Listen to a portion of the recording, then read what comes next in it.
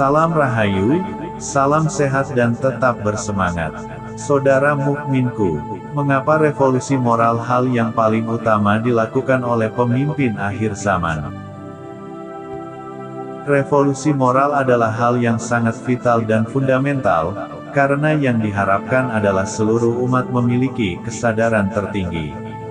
Artinya revolusi moral, melalui kontes akbar kebenaran akhir zaman, merupakan start awal pembangunan dalam atau batin, yaitu mengubah pola belajar dari siraman rohani, menjadi sistem pola belajar pencarian dan penggalian jati diri, dengan petunjuk di surat Al-Alaq Iqra dan surat Wal Asri.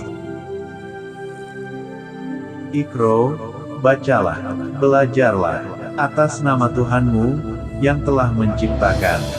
Demi masa sesungguhnya manusia dalam kerugian, kecuali orang-orang yang beriman dan beramal soleh, saling nasihat-menasehati dalam kebenaran, dan saling menetapi kesabaran.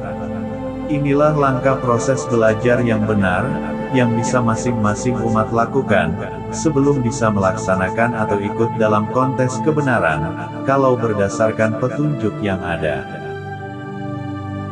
1. Iqra bukan hanya sekedar membaca. Bagaimana bisa membaca kalau kita tidak belajar?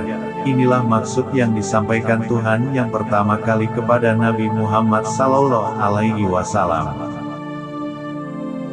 Dengan modal akal dan pikiran yang Tuhan berikan, kita pun belajar sehingga kita bisa membaca, memahami kebenaran. 2. Silaturahmi aktif.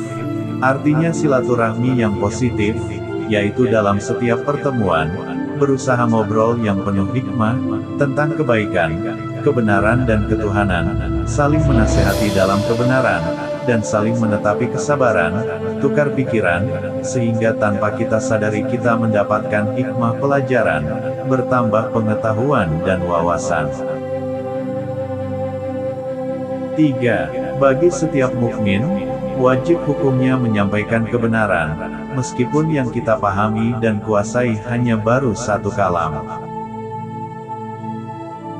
4. Belajar dan kuasailah dulu dua jurus ketauhidan, yaitu jadi pendengar yang baik, dan berjiwa besar, agar setiap silaturahmi aktif, proses belajar yang benar, bisa berjalan dengan benar, tidak terjadi perdebatan dalam lingkaran setan.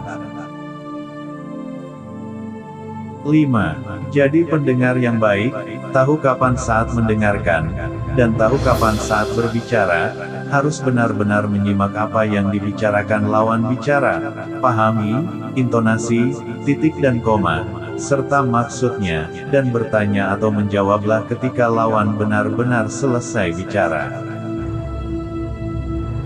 6. Berjiwa besarlah, belajar mengalah untuk menang, agar meredam situasi kondisi tetap tenang, sehingga terhindar dari saling serang.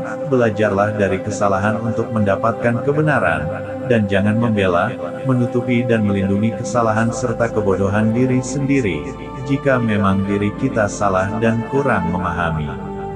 Akuilah. 7. Jika kita terus belajar dan berlatih hal tersebut di atas, maka tanpa kita sadari, energi positif akan masuk, rohani kita akan hidup dan tumbuh, kita akan paham dan bisa memahami kebenaran, bertambahlah pengetahuan dan wawasan. Semakin tinggi kesadaran, keyakinan dan keimanan, maka semakin baik dan benar dalam berbuat kebajikan yang bermanfaat untuk umat. Dasar-dasar inilah yang akan bisa dipakai nantinya di setiap perdebatan-perdebatan dalam lingkaran Tuhan, menang jadi intan kalah jadi berlian, perdebatan orang-orang beriman dengan memakai aturan yang benar. Baik itu di tingkat paling bawah sampai tingkat paling atas.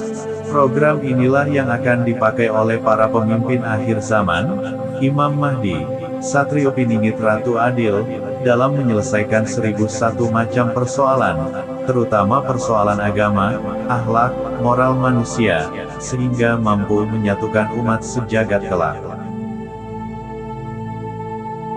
Meskipun pemimpin akhir zaman itu belum muncul, tapi kita sebagai umat wajib dan sudah bisa melakukan hal ini, tidak harus menunggu datangnya Imam Mahdi, Satrio Piningit dan Ratu Adil, karena pada hakikatnya kita semua dituntut hak dan kewajiban yang sama di hadapan Tuhan Yang Maha Esa.